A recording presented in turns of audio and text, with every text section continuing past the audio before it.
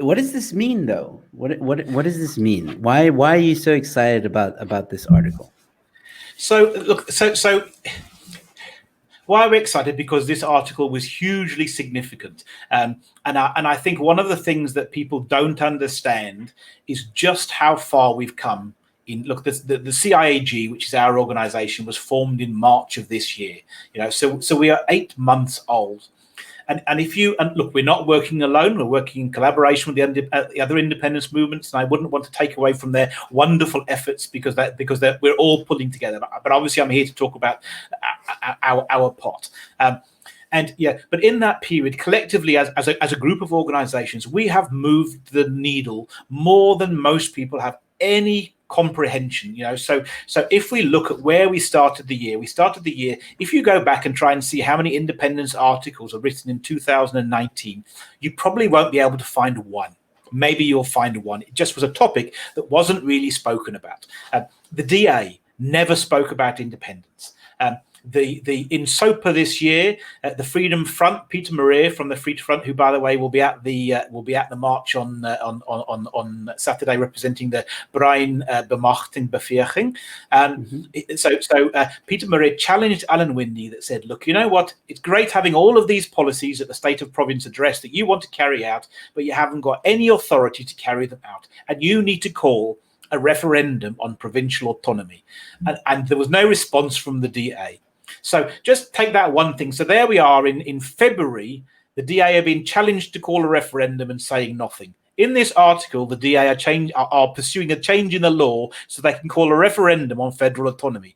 That is a massive change for the government in there. They're also talking about, and you'll see in a lot of our articles, if you read the articles that I have written, and we talk about articles. There wasn't a single article, maybe there's one article about independence in 2019. There has probably been 50 or 60. There's probably been 30 that the independence movements had placed, and on top of that, then there's been all of these counter opinions, which is fantastic. So all of a sudden, the DA are talking about independence. There were 2 weeks ago, Ronaldo House interviewed Helen Ziller. Now, here's a situation where they would never have talked about independence. Now you've got two people working for the DA talking amongst themselves on air, and they feel they can't have a live interview without talking about Cape Independence.